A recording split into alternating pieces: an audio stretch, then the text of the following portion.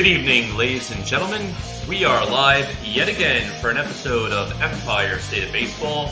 This is episode number 101. On September 9th of the year 2024, we are airing on Instagram, X, YouTube, and powered by StreamYard.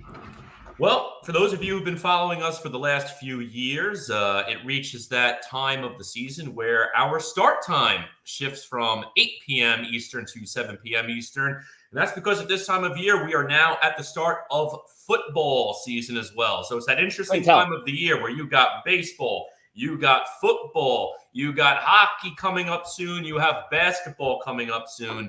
But right now, baseball and football do overlap. So we'll be back to the 7 p.m. Eastern slot probably for the next few months. So again, we'll rotate things. We might do Tuesday shows. We'll let you know as those come up. But Joe, how are you doing on this fine Monday evening? I'm mixed emotions right now. The Jets just caught a break. Christian McCaffrey is inactive today. And while the Jets catch a break, my fantasy team does not. So that one is a bitter pill to swallow. But also, I'll be remiss if I don't mention the fact that the Mets announced that Ed Kranepool passed away today, 79 years young. And for those who don't know, and we're young, obviously, we never got to see Ed Kranepool play.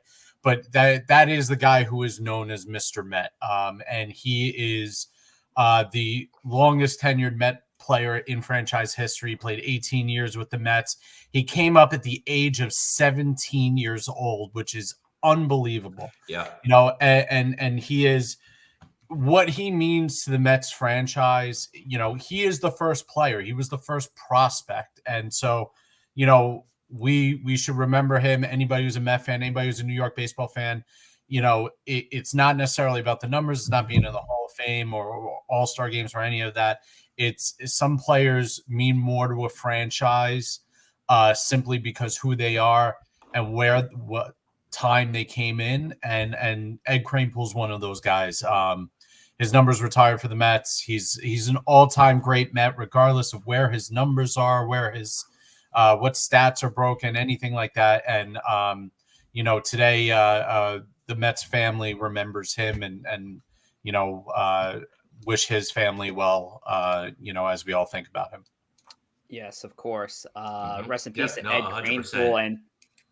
And honestly, it was just a tough day altogether for those in sports / entertainment. James Earl Jones, legendary actor who had played Darth Vader, voiced Mufasa in The Lion King, and of course starred in a couple of baseball flicks, Field of Dreams, The Sandlot as well. So James Earl Jones, rest in peace. Tough day for baseball or anyone connected to baseball in different kind of ways. But Thomas, we are approaching Martian time. If not, we are just getting underway for Martian time, which is going to be a big. There's an alert going off, Richard. There's an alert. Oh. There's been a Martian sighting, hopefully known as epilepsy, and I just triggered it. But the Martian, as we do our best to transition from some very sad topics, the Martian has landed in the Bronx.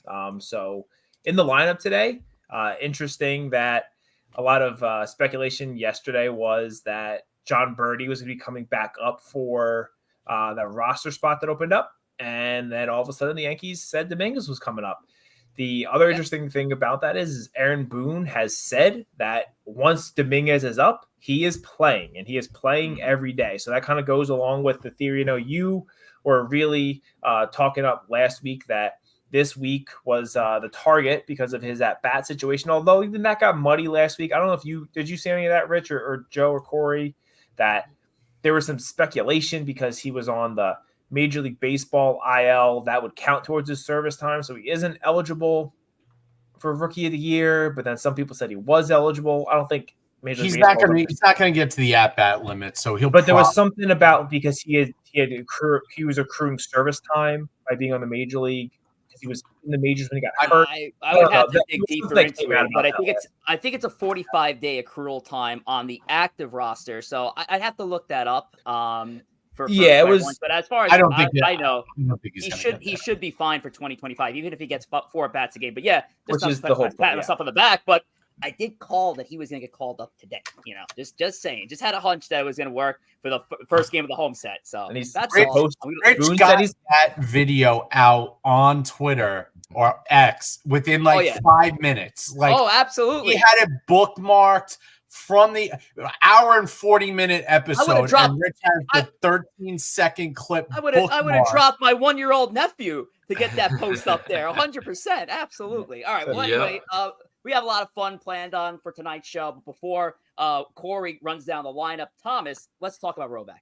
Let's talk about Roback. I'm wearing a beautiful green Roback polo in honor of the Martian landing, not because the Jets, because they stink, and I wouldn't want to sully myself, although the Jets are really talented, and they'll probably do well this year, which is going to be frustrating for anyone who's not a Jets fan to listen to maniacs like Joe talk about the Jets. They'll disappoint in the playoffs. I'm not concerned about that. But let's talk about Roback. Let's talk about actual quality here. And Roback is quality. We're talking it's fall time, and it's getting a little chilly. This morning it's a little cold out. It's time for those hoodies. It's time for those Q-zips, at least in the morning out there. And I'm telling you, you are not going to find a more comfortable, cozy, soft hoodie or Q-zip than Roback. And if you do, and you order something, you don't like it, send it back. You're not going to, but you always could return it. Again, promo code TWASPL15 to get yourself 15% off your first order with Roback.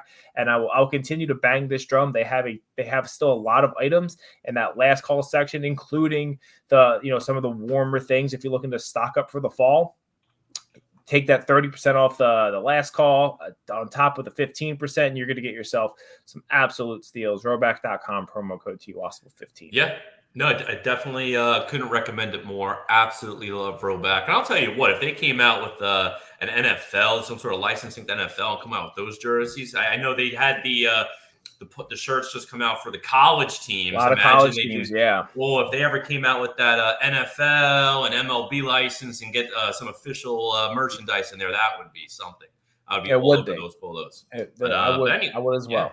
Yep. But anyway, while that would be creative, TBD on that. But we do have another portion of creativity tonight, and that is the Creator Spotlight. So more to come on that in a moment. I'll hang on there. But the lineup card for tonight's show, after the Creator Spotlight, we will have the Empire Express, where, as per usual, we'll give you the latest and greatest of New York baseball for both the New York Mets and the New York Yankees. This is also a Chooch's pick of the week, so we'll listen in, see where Chooch is this week. I know his last few have been in PA, at the beach. Maybe he's somewhere else tonight. Who knows? We'll see where the Chooch is. Chooch is everywhere.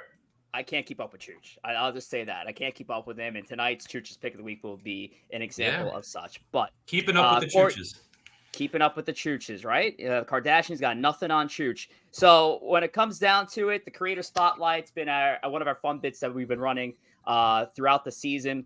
Had a chance to talk to a lot of great content creators, and I'm looking forward to talking to this very next one because tonight's Creator Spotlight is Jimmy Randazzo. He's the founder of the Sports Chill, the host of the Jimmy Randazzo Show, which is on YouTube, the host of Yankees Pod. My guy wears a lot of hats, if you know, ladies and gentlemen. But yeah, if you tune into the Jimmy Randazzo Show on YouTube, he does a great job with interviews. He's talking to Keith McPherson, Pat Ragazzo over at Sports Illustrated. More on Pat to come. And then has a lot of panels, live streams. He actually has a live streamed Yankees Pod, which started as just a Yankees Twitter space, and has had a couple episodes up on the Jimmy Randazzo Show on YouTube. So make sure to check out those episodes because your boy is on those episodes. Make sure to give a follow there, subscribe, and also he is the founder of the Sports Chill, which I did weather for. So I wore a lot of hats under Jimmy, and I'm happy to welcome Jimmy back to Empire State of Baseball. It's been a while, but let's get up here. Jimmy Randazzo, what's going on, my man? What's going on, guys? How are you? Doing good. How are you doing, Jimmy? I'm good. I'm a little upset about the Christian McCaffrey news. I have him in my fantasy team as well. So, Joe, I feel your pain right now. But today is a great day. Today is a great day for all New York Yankee fans out there, for Jets fans as well, if you're not a Yankees fan, because Jason Dominguez, the Martian, is up finally. DJ LeMahieu went out with the foot or whatever happened, and the Martian is up. So I am a happy camper today, even though Christian McCaffrey's hurt. It's okay. My fantasy team's in shambles, but the Dominguez is up, and as Yankee fans, we have to be excited today. Oh yeah, hip impingement. They're calling it for DJ LeMahieu here, Jim. I like to call that Phantom IL, but I don't know if I'm. Oh yeah. So, thank you, DJ. We'll talk about your contract in the offseason when we try to get you to retire. But yeah, we'll start there, Jimmy. So Jason Dominguez gets the call today. He's going to play center field, as it's been talked about for weeks now, with Cashman and Boone and Yankees Twitter coming after them with torches and flames. It seems like Jason Dominguez is going to get his rightful playing time every day.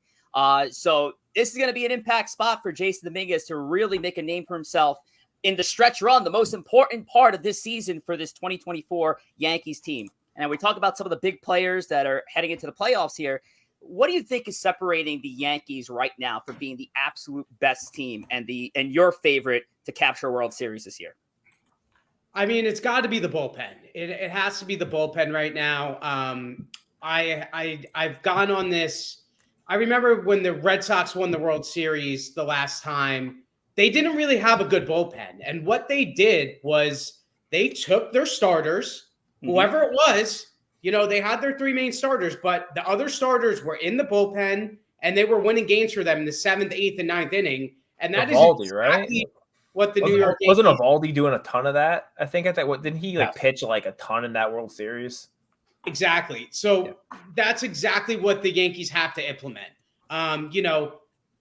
Having, Luke Weaver as your best reliever is not going to cut it. And, so what did we see? We saw, and, I don't like Aaron Boone. It's not really a secret, but what did we see on the Clark Schmidt game? Nestor Cortez was piggybacking and, Nestor Cortez, listen, that guy has to just do his job. He has to be quiet about his role. Listen, Nestor, you didn't have a 3.0 ERA when you got booted. You have to get in there, throw strikes for this team because you are a better option than most of these guys in the bullpen. And then you have to ask yourself the other question: who's going to be the other guy, the odd man out? Is that going to be Marcus Stroman or is it going to be Carlos Rodon in this rotation? And I personally think that maybe Carlos Rodon or Marcus Stroman, whoever it is, go in there, be an asset. Listen, you are just as important to this team out of the bullpen right now because of how bad this bullpen is. So you're asking me what needs to change in order for them to succeed? That's the answer right there. And yes, I got respect for Luke Weaver. That's our reliever, but they need those starters to really, in order for them to succeed in the postseason. Shout out to our guy CK. CK might be getting a Luke Weaver jersey if his track record is anything to be trusted. So he got shirts printed out, and I thought, Jimmy, I was under the impression that CK was going to go out to Yankee Stadium, present the bullpen with a bunch of shirts. That would have been a big thing. I don't know. That's what I heard, at least. Smart idea. It's definitely a smart idea. So Jimmy, you mentioned potentially moving a starter to the bullpen. Obviously, Cortez just went through that.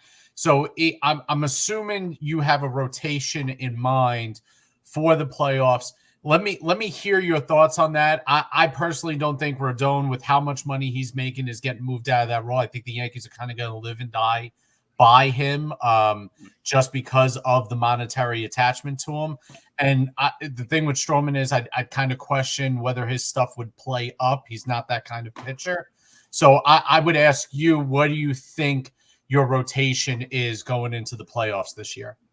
I mean, it actually is a little too early to tell just because Clark Schmidt just came back. Luis Gil just came back, really. But I love those two guys' stuff. I was not a big Clark Schmidt guy, but man, has he proved me wrong this year. Listen, I think one of the starts is going to be a Clark Schmidt, Nestor Cortez piggyback type of situation in the postseason. So I do think he's going to probably be the game 3 starter. You're probably right about Carlos Rodon. They might have him as the day 2 starter. Obviously, Garrett Cole is going to be game 1. We know that for sure. But we'll see. I right now, obviously, Cole's 1. I personally think that Clark Schmidt probably has the second best stuff right now. And I trust Louis Heel. He doesn't seem like he really gets fazed by anything. Those are my top 3 guys. What is Aaron Boone going to do? Listen, I could flip a coin 100 times and not tell you what Aaron Boone's going to do. So it gets a little infuriating when it comes to that stuff. But your guess is really as good as mine after Cole at 1. Yeah. This is a hard-hitting question right here from our guy. I love Who this has one. the best Look at stash? this. Rick, Tom, Corey, Joe, or Jimmy? I mean, That's gotta be Jimmy. Jimmy's the only one with the stash. Jimmy's got the pure stash. So I got to give my vote to Jimmy, man, with the pure stash. I love it. Rich, you do it sometimes too. But right now, Jimmy, you're getting that vote for the best stash in my vote. Yeah. Thank you, guys. I appreciate it. It's hard work. Yeah, of course. But yeah, listen, anyway, I know right at the start of the show, we were talking about The Martian. And I know, Jimmy, you're excited to see The Martian up as of today. And a lot of debate on our show that we had last week. We were doing a lot of debate as to whether or not The Martian deserved to be called up as soon as the September call-up window began. A lot of debate about him over a Verdugo, who's the better player out there. Wanted to see. I don't think that was a debate, Corey. I don't think anyone was debating who's a better player. Well, 2024 Alex Verdugo or literally the debate. I'll put it this way: the debate was between basically every single person and Brian Cashman and Aaron Boone, basically. But Jimmy, want to ask you from your perspective, from your standpoint, why do you think The Martian was not part of that initial call-up window, but is getting the call tonight? I think the Yankees brass, Cashman and Aaron Boone, they have a lot of trust in their guys. Listen, and it's to a fault as well. Alex Verdugo was brought on this team to replace Jason Dominguez during his IL stint. And, he did amazing in April. He had a good April. And since then, his numbers have been bad. They've been pretty bad. This isn't a guy that's on the team for the next 5 years. This isn't some type of I think that Aaron Boone coddles people a little bit too much. I really do. That's why he Alex was brought in. Verdugo, good outfielder defensively. I don't really have a problem with him defensively. But I mean, there's a stat going up around that he's hit over the ball to the right side on ground outs, like astronomical numbers. Yeah. He's going to break the record, I think. I really do think that Boone is a player's coach. He is going to lean into his guys that are on the team for better or for worse. And, in this case, worse. Like Jason Dominguez. And if you guys do get a chance, read the Players Tribune article that came out with Jason Dominguez today. It's absolutely phenomenal. It's going to make you want to run through a wall for him. But Jason Dominguez is the real deal. He's been the real deal since, we wanted him when he was 15 years old on this team. There's a reason why he wasn't traded. And the kid can do it all. He's smashing home runs. I have the utmost faith in him. I really think he is a switch hitting Manny Ramirez.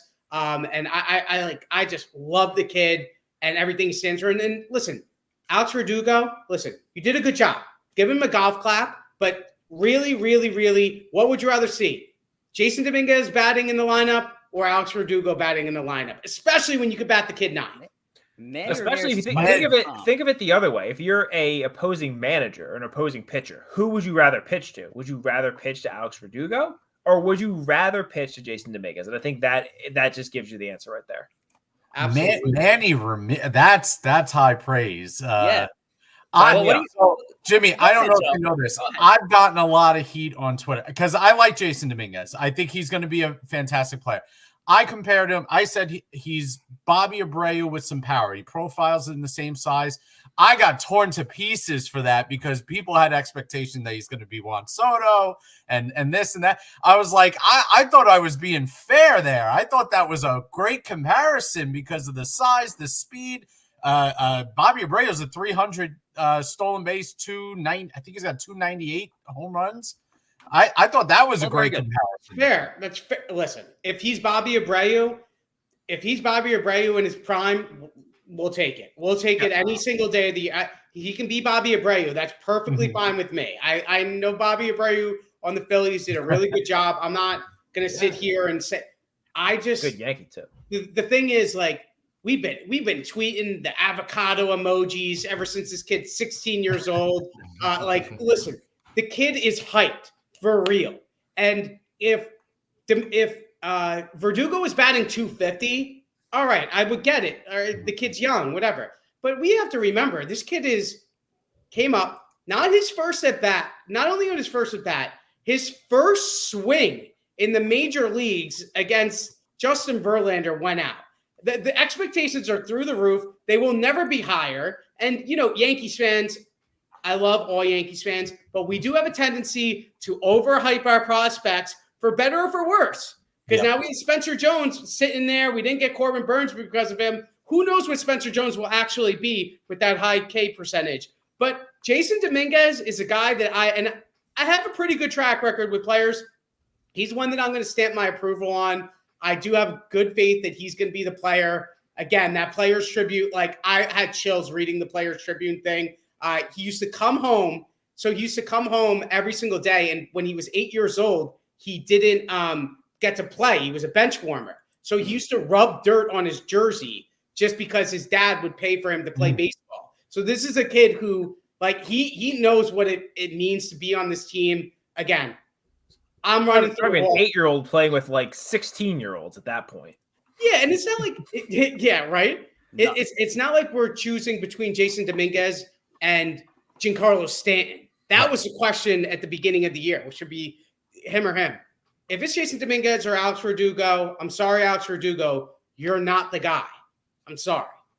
Right, absolutely. Oh, just getting off of the Yankees talk and getting right into your background in content creation. Now, for a lot of these folks that are in our chat, the reason why a lot of these people I got connected to is because of Jimmy Randazzo right here, the host of Yankees Pod. Back in January, I was just surfing through Twitter, or at least at Twitter at the time. I was surfing through it, and I came across these spaces, and I was like, oh, this is interesting stuff. Maybe I could do something for Empire State of Baseball. First space I click on, Yankees Pod. And Jimmy was at the helm, got to meet Chris Nieves through that, Hitman. A lot of the folks you see here that are spamming our comments right now are guys Swift, and of course, people from the team, CK, Chris Nieves. How did Yankees Pod come about, Jimmy? And how did you form the team of 5 that you currently have? So, I mean, I've been doing Twitter Spaces for a while. What was that? The thing called Clubhouse. Clubhouse during the pandemic was a huge thing, and I was like, "There's something here." And Twitter, like 10 days later, had basically Clubhouse on Twitter. So I moved back over to Twitter. And listen, I like talking ball with the boys. I've never really been in this for money per se. I like talking Yankees baseball, and people know I'm a passionate Yankees fan. I went viral a few years back, screaming at the Yankees game, telling the Yankees fans to get up to cheer the team on during the playoffs. So it's been a long burn to get to where I am today. But listen, I love Twitter. Twitter is my favorite app, and I love all the guys on there. Boogie, CK, Chris, Cam, all the guys, everybody over there, Swift, all the guys over there. They make it feel like a community for people over there. So yeah, we might not be we did Yankees Pod every single day when I had a little bit of a slow working few months, and we were doing it every single day, but we got to get on it more. But it was just something that it's so easy for something you guys do now too with the StreamYard. It's so easy just to press click and you can go with all these content creators. That's all it was. Just all I have to do is press go, and my 29,000 followers can just follow me in an instant and talk ball with me. And that's all I really wanted to do. I wanted to scream at my phone about some of these decisions that Aaron Boone was making in general. And you did. There was one show where I never really wore headphones around because I was always able to hop on the show during a work from home day. And I was in the office, and one of like the first episodes I tuned in, I forgot exactly what the rant was, but Jimmy was really going in. I was like, well, that's the last time I do headphones on Yankees Pod. But it was great. It was such an entertaining and again, it was a network to meet a bunch of people. You shouted out a few, Boogie, Ghost, That was a great time, and hopefully we can see Yankees Pod make a return, even if it's not every day. But we definitely want to see Yankees Pod back in the fold. I know the Jimmy Randazzo show as well. You've talked to Keith, you've talked to Pat Ragazzo. Anything stick out with you from the stream? Any accomplishments that you wanted to shout out there? Highlights of the Jimmy Randazzo show. That is something that I don't do. I used to do a lot the good thing about YouTube is you don't have to run. This isn't a race. This isn't a race. Whenever you feel the creativity flowing is a time where you can really attack it. I've been blessed with some really good guests. Keith McPherson has been amazing. He reached out to me when I went viral. He reached out to me and he had me on his show, and he always is an outlet when I do need somebody to talk sports with, that he always will come on. But yeah, no, I've had a great time with all my guests. I think it's really hard. That's another thing. It is hard when you're the only person to get good guests every single week. But we have been doing some Yankees pods over there. But yeah, I have to start doing them more and more. Really fun to do them. But yeah, whenever you have the time, and to any content creator out there, listen, you're not going to feel 100% every single day. So when you are feeling good, that is the time to capitalize on the stuff. And listen, you guys do a great job. You guys are on here every single Monday, and I have to applaud you for that. Rain, sleet, or snow, you guys are on here. So that's something. The most important thing is just to do it every single day. And I might not do the Yankees Pod every day and Jimmy Randazzo show every single day, but you do see me on Twitter every single day. Right. I am creating on my favorite app every single day. So yeah, I would just say, just continue to do it. Give your, just be passionate about what you're saying. You don't even have to be correct. Just be passionate about what you're saying, and your character will shine through. Yep. Those and ideas. Okay. Yep.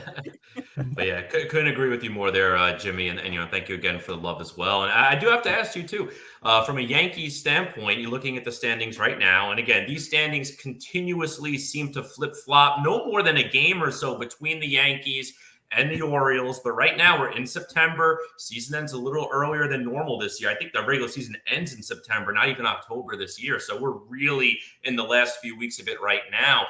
Two-part question for you right now. Part one, do the Yankees win the ALC East or lose it? And if they win it, the biggest reason why, or if they lose it, the biggest reason they do not? This is a tough question. I mean, listen, the Orioles don't want to win this division. The Yankees don't want to win this division. One of them has to. I'm going to say they are going to win the division because, and they don't deserve it right now. They really don't deserve it. I am going to say they are going to win it because of the starting rotation. I am really happy that Clark Schmidt's back. And listen, if we can get Dominguez in the lineup, I don't know if he's been up yet or not. But if we can get him back in the lineup, and I think that they're going to edge it out. Only because they don't really care about it. It seems like it doesn't matter. I mean, I love the Yankees organization, but all they really care is getting into the postseason. They don't really care about winning the division. It's clearly shown. But yeah, I think they're going to win a division just because if Baltimore was playing better, I would say that Baltimore would win it. But these teams, they're crawling to the finish line right now. And the craziest thing about it even more is this team could actually go deep into the postseason because there is not one team that is terrifying in the American League. That's true. It's crazy. It's really crazy. That leads me to my next question. One team in the AL that you do not want to see. I know it starts with either a B or an A. So it's one of the two. And then if the Yankees get to the World Series, and you could pick one team that you do not want to face from the NL, which team would that be? Okay, so I don't want to see Houston. I don't want to see Houston at all. Listen, I give out somebody gave me 200 shirts to donate that say "Screw Hugh" on it. I hate the Houston Astros. I will always have a vendetta against the Houston Astros because at my highest heights during content creation. They stole that championship from us. And listen, I'm not. Listen, don't look back in anger kind of guy. But the Houston Astros, I don't want to see. They will beat us. They will beat us. I don't know how or why, but they will win. And then, listen, I don't want to see the Dodgers if we don't have to. But I would be less afraid of playing the Dodgers than I am against the Astros. For whatever reason, those guys' bats wake up in October. They are so calm, cool, and collected. They remind me of the 90s Yankees when it comes to they just play better in the postseason. So and we always see the Astros the past couple of years. They don't play well in April, May, June. It doesn't really matter. Where do we find them at the top of the AL West at the end of every season? And yeah, I really don't want to see Houston. And yeah, that makes me scared. So be it. I don't want to see them. And then the Dodgers, I mean, they have 3 of the top 10 baseball players in Major League Baseball. So yeah, that's another team I don't want to see. But I'm not afraid of any teams in the NL. But I see ghosts when it comes to Houston Astros. I got to say, Jimmy, I want to tread lightly here. I'm not saying I want to play the Astros. I'm not saying that. But there is part of me that wonders, now this whole team is part of 2017 or 2018 or 2022 that lost them in the CS. But there's part of me that thinks this team needs to exercise those demons. And it's like they won't get to the mountaintop unless they can go through them. I don't know. It's just I feel like actually a Twins fan says the same thing every time they see the Yankees in Houston. But the Twins don't have real expectations. I say that, and the Twins are going to probably sweep us in the ALCS. But you know what I mean. I feel like there's part of man, can you imagine the weight off of Judge and Stanton's shoulders, Torres' shoulders, if they can take out Houston? I think this team would be on cloud 9. Listen, I don't necessarily disagree with you. The feeling would be amazing. But what did the Boston Celtics do this NBA final season? They played absolutely no one. And what did that get them? It got them a championship. And listen, we are suffering. Yankee fans are suffering right now. This is, listen, I count every single one of my World Series with a blessing. I've won 5 World Series. I'm 34 years old. I have 5 World Series with me. This has been a drought like no other. And you know what's even worse? For us content creators, we don't even get to thrive in the golden years. Can you imagine what it would be like if we had the 90s and we were in our 30s right now? How many T-shirts, sweatshirts, all the above that we could be selling right now? I like it like Barstool Sports. You see how much they created a conglomerate, an empire because of Tom Brady and his winning. There's a lot of things that can happen just from winning World Series, and that's not what's happening right now with the New York Yankees. And I think that, honestly, you can look at the manager right now because they are not tough, and the manager is not tough. He's really good at answering media questions, amazing at it. He should be on ESPN for the rest of his life. I just don't want him as the manager of the New York Yankees. I mean, could you just even imagine, you mentioned the dynasty years and how content would be then. Just how about this year alone? What if there is a scenario where the Mets and Yankees meet at the end? I mean, you can't even think about how Twitter would blow up. How this show would implode. This show would be done. I think this show would be done after game 1. I mean, oh my God. Can't even It'd be a line for the losing team to get to the Verrazano Bridge. I'll put it to you that way.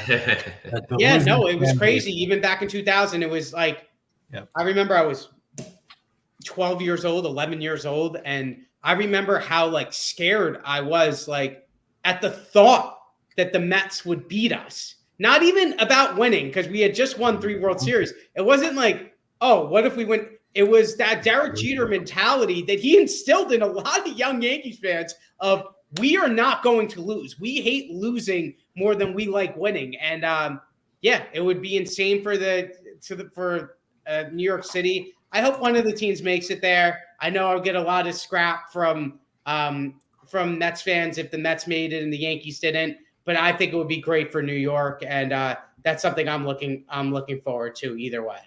Hitman said it best here. Yanks versus Mets in the series. ESB would go into civil war, and that is absolutely correct. Joe, let's touch on Instagram. I want to ask Jimmy. I want to respect your time. Are you good to go? Another 5 minutes for the game? Yeah, absolutely. Awesome. Go ahead.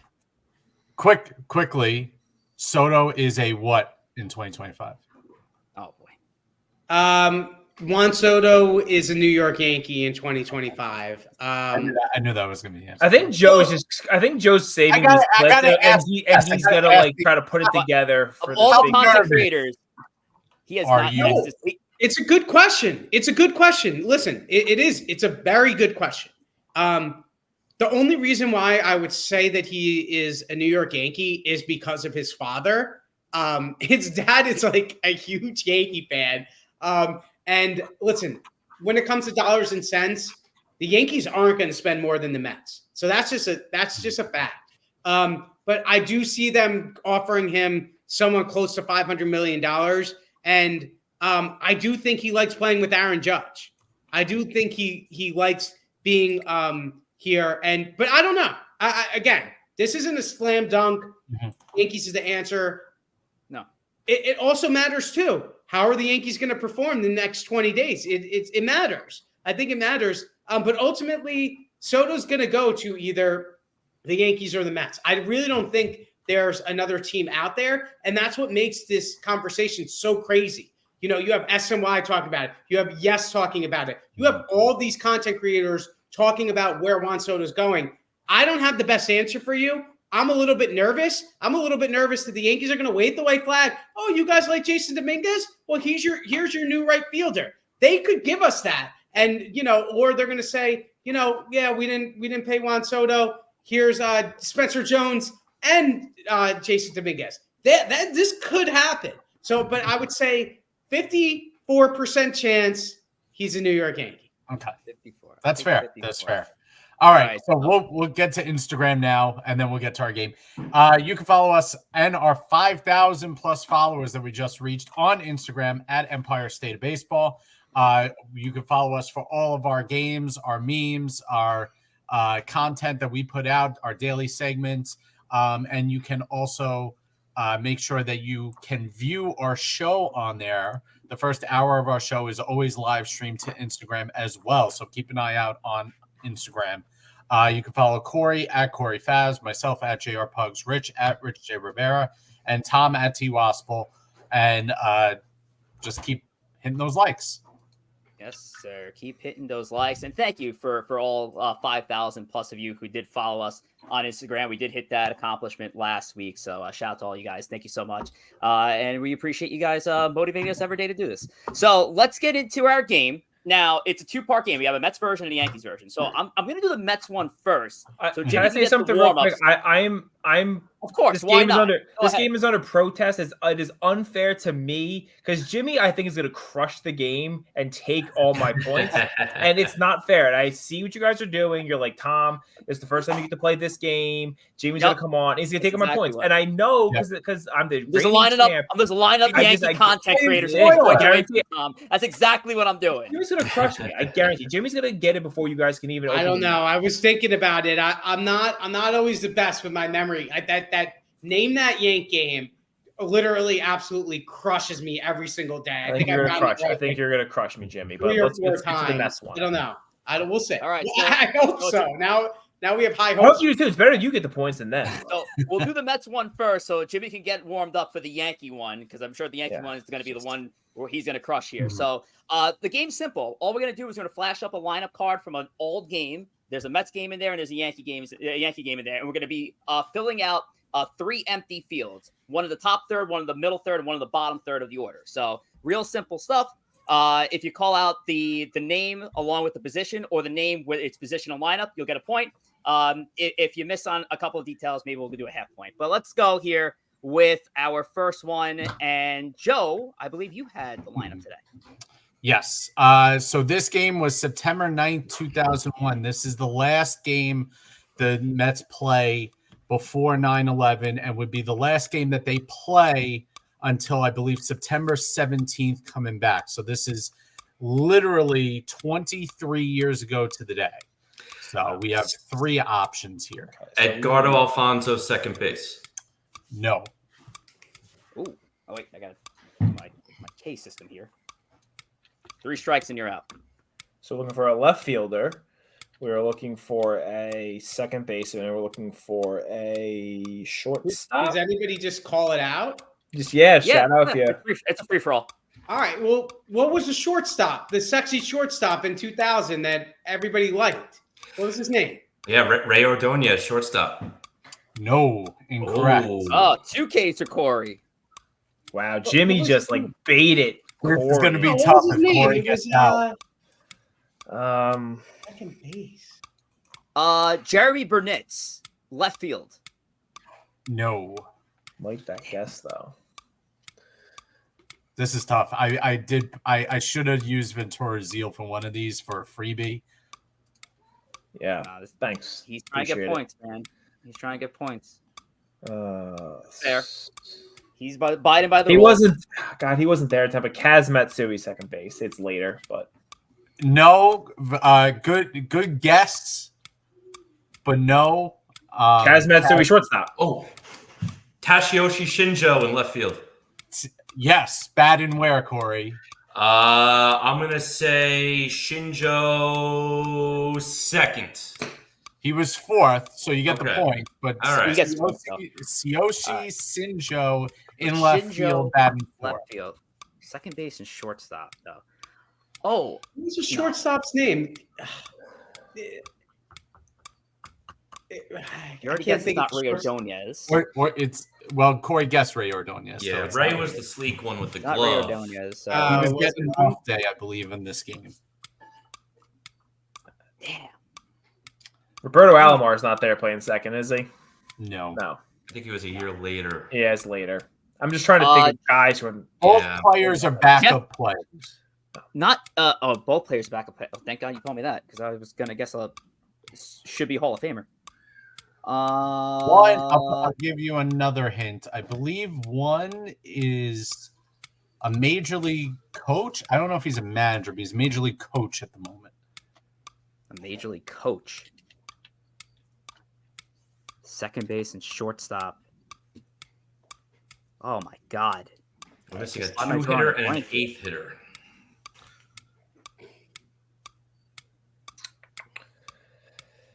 Damn, I can't get it. Yeah, I don't. All right, just for the sake of throwing a guess out there, Jeff Kent, second base, batting second. No, traded in 98, I believe. 97. Yeah, I don't got it.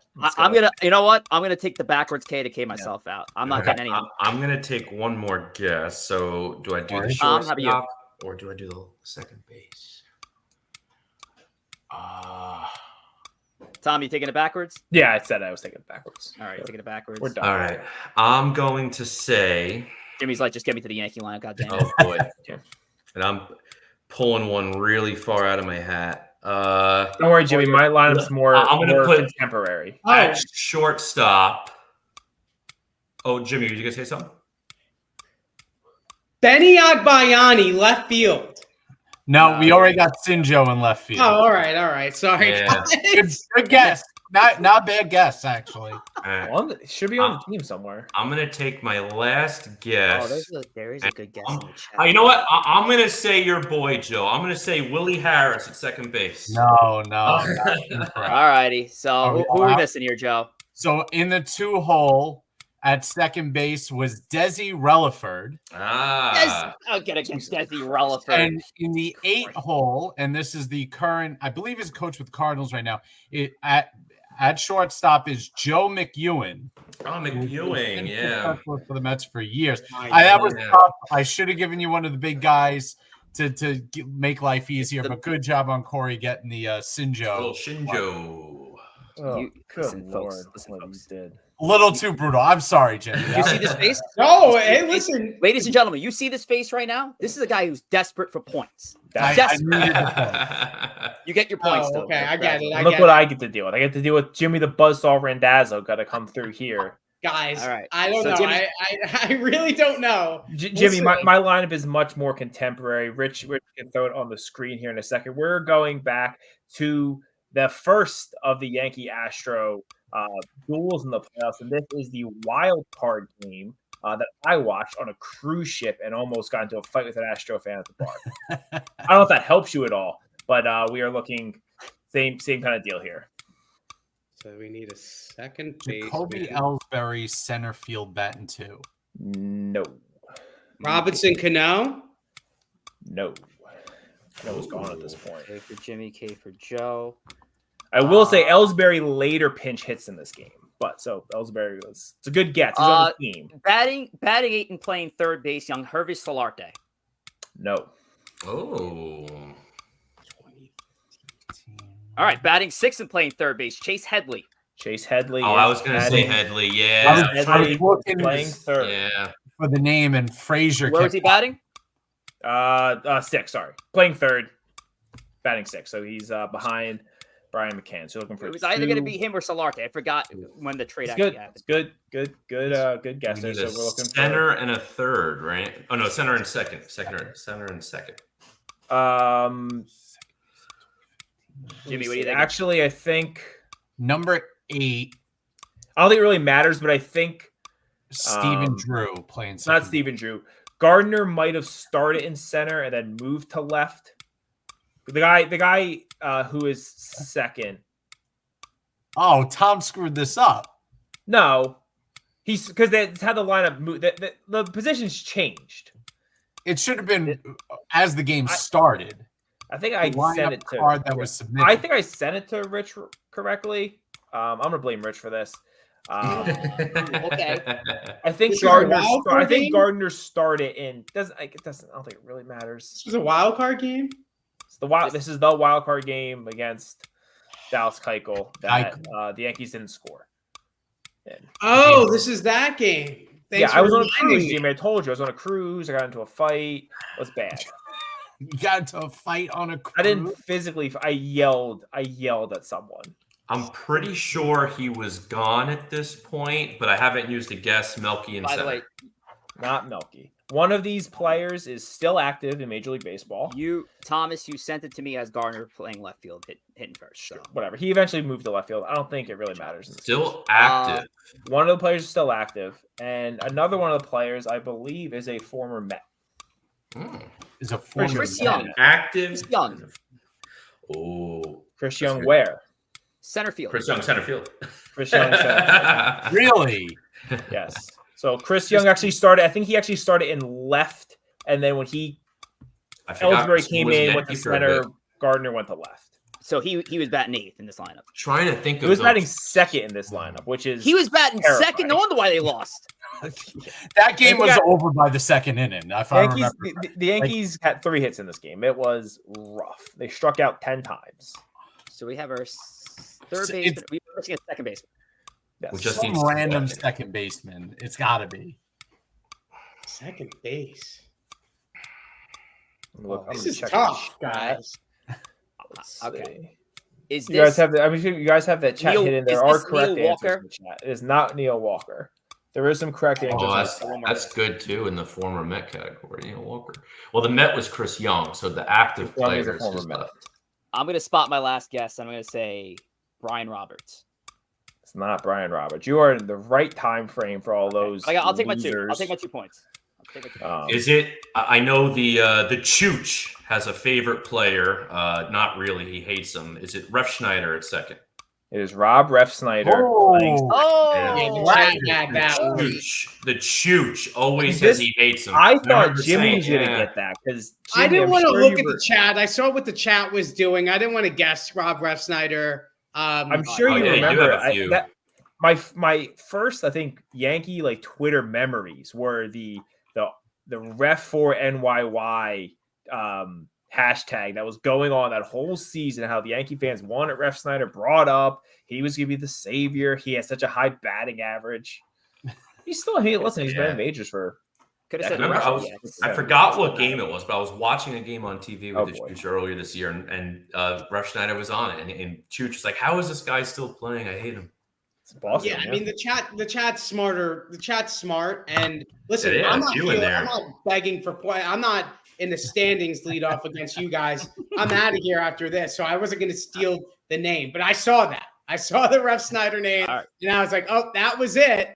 But I wasn't going to do. I couldn't do it. I'm too honest with the guy. I need all the positivity for my fantasy football teams after today. Jimmy, we respect the honest game there, and we'll send you off. We had you on for a few more minutes than we expected, but it was a lot of fun having you talking Yankees baseball, talking Dominguez. So, man, I really do appreciate it, and I will see you on those Twitter and YouTube streets soon, man. Absolutely. Thank you guys so much. You guys are doing a great job. Everybody go follow them on Twitter, Instagram, everywhere. And to Jets fans, let's go Jets. Thank you, Jimmy. Take care. We'll talk Thank to you, Jimmy. Take care. And again, just make sure to give Jimmy a follow on the way out at X at Jimmy Randazzo, on X again at Yankees Pod, on Instagram. He's all over the place. Jimmy Randazzo Show, the Sports Chill, Yankees Pod there. And on YouTube, make sure to subscribe to Jimmy Randazzo Show. Again, he's got interviews, he's got panels. He does a great job. And even on Yankees Pod on the X feed, does a great job with just doing the play-by-play there. So a lot of great stuff happening over in the world of Jimmy Randazzo. So shout out again and thank you to Jimmy for joining us here on Empire State of Baseball. But we do have some more show left, and we are pressed against the clock because football is about to start. So real quickly, we'll get to the Empire Express, but I didn't get to do this earlier, so I just want to do a quick shout out here. Jacob Petruzzi, my guy, what's going on? We have Ghost in the building, Hitman, shout out to Hitman, Jack, Sierra. We also have Chris Kalis, CK, Yankees Pod in the house, Mike Parziali. We got Boogie, Christy Evans, Swift, Big Slick. What's going on, everybody? Thank you all for joining us here. And let's move this along though to the Empire Express. Before we get there though, Tom, what's the latest and greatest over on YouTube? YouTube, best place to watch us live. I know you can watch us on Twitter or on Instagram live as well, but YouTube is our preferred method. Also go watch archive shows, segments, cutouts, all that kind of good stuff. Please give us a like, follow, share, subscribe, all those things, all the things the other YouTubers tell you to do. Please do that for us as well. Yes, sir. Thank you very much, Mr. Thomas. All right, we'll get real quickly. I know we kind of covered the Yankees at length, so let's just touch on the Mets here. And the New York Mets are playing unbelievable baseball. Outside of Sunday's loss, whether you're going in with a 9-game winning streak into Sunday's game, unbelievable for the New York Mets. But Joe, what's your thoughts on your favorite team? Yeah, I mean, sometimes when you're going into the last part of the year, it's not how well you've played all season, it's how hot you get going into October. We've seen how the hot team at the end of the year into September usually gets into that playoff spot and can make noise in the postseason. Right now, the Mets are the hottest team in baseball, bar none. I mean, they just came off a 9-game winning streak. They were due to drop one. They dropped one to the Reds. Nobody hit yesterday. It is what it is. It happens. But they are, at this moment, the hottest team in baseball. And they have played above and beyond what we expected. They've shaved 7 games off the Diamondbacks lead since 2 weeks, basically. And they are right in a position. The bottom line is the Mets control their own destiny. The Mets have 7 games against the Philadelphia Phillies. So theoretically, the division's not technically over yet. I don't expect them to do that, but you sweep the Phillies. All of a sudden, that's a different conversation. You got 3 games set against the Braves, and then you got 3 games set against the Brewers to end the season. And the Brewers have nothing to play for at the end of the season. So the Mets are in good position here. All they got to do is keep winning games, keep winning series, and you're going to find yourself that showdown with Atlanta is going to be for the wild card spot. That's what it's going to be. You win 2 out of 3 in Atlanta, chances are you're probably winning the wild card. And the Mets have put themselves in position to do that. Yep, no, 100%. And Tom, you said earlier about the Yankees exercising demons with the Astros. It would be another exercising demons if the Mets broke a 7-game lead with 17 to play. But again, right now the focus is really it's that wild card. And right now we have the tiebreaker versus the Padres. We have the tiebreaker versus the Diamondbacks, and the winner of that series at the end of the season between the Mets and Braves has the tiebreaker over the losing team. So the Mets are in a very good spot. Like Joe said, they technically do control their own destiny down the finish line here. They got hot at the right time. And we said it last year with the Diamondbacks. We've said it countless times with the Phillies down the stretch too recently. I think of the Braves when they overtook the Mets. They were the better team down the stretch in 2022. The Braves were an under 500 team in 2021 when they won the World Series. They got hot at the right time. So it really is about getting hot at the right time. You can see it too with the best teams folding. I mean, look, what was it 2022 when you had all those 100-win teams? You had like 400-win teams, I think, in 2022. And all of them just kept getting knocked out early. So it's really about playing good baseball at the right time. And that's what the Mets are doing right now. I still have a little bit of concerns with the bullpen. Don't get me wrong. But the bullpen has also done a much better job outside of yesterday's loss. And again, an extra, a loss that late, it happens. It is what it is. But when the Mets bullpen blew that game in the Diamondbacks, and a lot of us, myself included, like, oh, this just feels like a dagger. It's so hard to overcome this. The Mets bullpen, over the 9-game winning streak that started after that blown game versus the Diamondbacks, had an ERA in a 9-game span of, I forget the exact number, but it was under 1. It was like a 0.81 or something like that over the course of that 9-game stretch. So the bullpen has been significantly better. So give props there. Lindor, again, making the MVP case for himself. It's going to be very difficult with Ohtani, but we went into full debate with that last week. Not going to do so again tonight. But right now, the Mets are in a position you want to be. You have the tiebreakers. You have the chance to get the third one versus the Braves. You do have a lot of tough games left, but eventually, if you want to win the World Series, you got to win the tough games. Yep. And this is where the playoffs technically start for the Mets. The playoffs for the Mets start right now. They actually started weeks ago. So keep playing hot baseball, get the job done. Right now, I know they're playing the Blue Jays. It's 0-0 in the fourth. 0-0. So hopefully they get a couple of runs and get this dub. Absolutely. And just real quickly, Thomas, again, we pretty much touched on the Yankees earlier with Jimmy Randazzo, just to throw the graphic up. Half game up the Yankees have on the Orioles. However, they are currently down in this game against Kansas City 2-0. Looks like the Royals have a runner at first with 1 out here. The Yankees, I know we touched on Dominguez. We touched on the Nestor Cortez coming out of the rotation. But one thing I kind of wanted to talk about with you, Thomas, is pictured right there. And that's Luke Weaver shaking hands with Austin Wells after coming off his first career save on a result of Friday's game, because since we did our last show, and of course, me idiotically calling out that by the next time we do our Bulls-Bears list, I expect to see Clay Holmes up on that Bulls list if he wants to keep his spot in the closer role. And guess what? It only took that very night for Clay Holmes to lose his closer job outright to essentially the rest of the bullpen as the Yankees look to be creative with their 9th inning role. How are you seeing it for the 9th inning moving forward? Do you think the Yankees just stick with Luke Weaver, or should they just play matchups? What do you think? I think they're gonna stick mostly with Weaver unless matchups dictate something otherwise. The other day, the Clark Schmidt Nestor game, Weaver was warming up to come in and close that game. They decided to leave Nestor in, which I thought was a good decision, just let him just finish that out.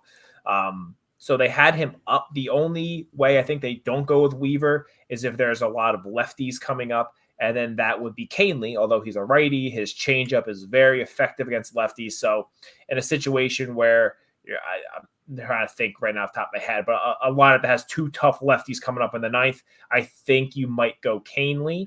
But I think, listen, might as well just let Weaver do it. And then plus, Holmes came in one of the other games in Chicago and looked better. I think he looked like he had a weight off his shoulders. And, I still think he's a valuable piece of this team. And I think if the Yankees have aspirations of winning a World Series, Clay Holmes is going to be getting some big outs in the playoffs. Just might not be in the 9th inning. Maybe it's in the 7th inning. Maybe it's in the 8th inning. But just let him roll with it for now and see what happens. What else? What do you got to lose? Yeah. Mariano's not walking through those doors. It can't be any worse than what Clay Holmes did for this team. Quite literally could be. 11 blown saves and that loss last week. And it was we did it live on the extra inning show last week on Monday. I was on the call for that. That was brutal. So let's move forward though. We do have to close things with Chooch's pick of the week, but before we get there, Joe, let's talk about X. Yes, you can join our 3,200 followers on X and follow at Empire State of Baseball. You can also follow our subsidiary accounts at ESBNYM and at ESBNYY. You can follow our personal accounts at G Gory, myself at GR Pugs, Rich at Rich J. Rivera, and Tom at T Wospil, all on X. You can also join us for Extra Innings, which is canceled tonight because of the Jet game. We'll be back at a normal time next week, hopefully. and that is co-hosted by Sierra, who we have not seen yet today, but at Sierra Not Missed in Xland. That's a very interesting name. So you can follow us all on there. Keep up with us. Follow our day-to-day thoughts, concerns. I was more flustered than Aaron Rodgers about to be in 20 minutes with dealing with the Niners defense. Lord. Yep. More Christian McCaffrey tonight, so we'll see what happens a little later. Well, maybe that 49ers game tonight has something to do with Sierra not being here and not being a part of extra. But I think I also heard something about Sierra possibly being in Disney this weekend. So I forget. She could visit the Chooch. Oh, well, wait a minute. If she's in the right Disney. Oh, I spoiled it. You kind of did. But all right. Well, with that said, let's go to Chooch's pick of the week, who's coming in with a 13-13 record. Chooch, get it together. Let's go to Chooch with Chooch's pick of the week. What's up, everyone? Chooch is back with Chooch's pick of the week, coming to you live from Walt Disney World. Check out behind me, we got the Rivera, we got the skyline. But this week, I'm going to take the weekend series, Mets versus the Phillies. We're going to have the Mets take this weekend series. And my pick of the week, player to watch this week, let's watch JD Martinez. I think he's going to have a big weekend series going into the home stretch, going into the postseason. Mets are going to take this series. JD Martinez, player to watch. What do you guys think? All right, so the Chooch has got the New York Mets and the Philadelphia Phillies for a 4-game set. Joe is losing his mind over there. JD Martinez. He needed the Mickey ears or something. For a player to watch. He truly looked like a Chooch. Outside of, I know Tom raves for the leopard look, or the cheetah blanket or whatever. The cheetah blanket is legendary. But he truly looked like a Chooch today. I would love to just get the look up there. He had the shirt flapping in a hard wind. He got the hat. Oh, my goodness. My guy Chooch out over having a good time in Disney World. It's a shout out to Chooch. But guys, let's go around the room real quick. We have a 4-game set between the Phillies and the Mets. I'm not sure at this point we can call it a battle for the NL East crown, but for the New York Metropolitans to gain momentum facing the Phillies while they still have a wild card to chase would be big. So Corey, Joe, then Tom, what we got? Listen, I'll tell you what, the Chooch was looking drenched doing that pick of the week, and I'm going to roll with him. I'll be wet as well. Let's go New York Mets, 3 of 4. Hot. Yeah, I think the Mets are going to keep it rolling. Phillies have had some problems in the second half. But as far as the player to watch, I think it's Pete Alonso. If the Mets are going to go anywhere, again, Alonso needs to start hitting. What better place to do it than Citizens Bank Ballpark? I'll just be a hater, and I'm going to say the Phillies are going to sweep the Mets because the Mets stink. And Aaron Nola is going to help. Is Aaron Nola pitching this weekend? I got him in my fantasy team. Oh, his ERA against the Mets is like 5.5. Yeah, well, it's about to be like 0. Let's see. When do I get Nola? Nola is pitching Friday against the Mets. I don't care about anything in the series other than Nola giving me a shutout. I'm going to go with the boring split. Mets going to keep that momentum going, but Phillies obviously still have something to play for outside of just winning the NL East. They're also trying to capture that number 1 seed in the National League. So very important series for both teams, even though they're playing for 2 completely different things right now. So Phillies and the New York Mets, great series pick from Chooch. But that's going to do it for our show tonight. And just as a reminder, we're also on TikTok, so make sure to give us a follow at Empire State of Baseball on TikTok. We're going to have game recaps and other fun stuff to come on the app known as TikTok. But fellas, let's end tonight's show with football. And I know we're not a football show. I don't like talking about football. I'm not even like the biggest fan of football. And, we only talk about baseball here. And I don't even know why we would even bring up football. Oh, wait, what is that? Well, folks, listen up here. If you're with us later on tonight, for one night only, we are going to have a Monday Night Football halftime space presented by Empire State of Baseball. And yes, that is a beautiful Empire State of Football logo. Now, I will say this. There's a logo on the board, so there's some things to come in the future when it comes to this ESF idea. But at least for tonight on the ESB page later on tonight, you got Niners, you got Jets, and you're going to have a halftime space courtesy of the fellas here at ESB. Yep. And hopefully Sierra, who's a huge 49ers fan. So let's go around the room as opposed to just doing our thank yous. Corey, Favs, Joe, Tom, and then I'll wrap. Actually, screw it. Go in the reverse order. I'm going to start. My prediction for tonight, Jets 49ers, I got the Jets winning. I think the Jets are going to pull this off. Aaron Rodgers back in the fold, hopefully to play a full game of football. I got the Jets beating the Niners tonight. Tom, how about you? And then we'll go the other way around. I got 9/11 denier, Aaron Rodgers tearing his other Achilles, and the Jets lose. My God. I'm sorry. That's your quarterback, guys. Have fun. Why? Jets. Jets. No McCaffrey. I think the 49ers offense struggles. I think the Jets defense dominates. I say 24-13. My only prediction for tonight is Aaron Rodgers will play more than 4 plays. That's all I'm going to say. I'm very positive going into tonight. We'll see the outcome.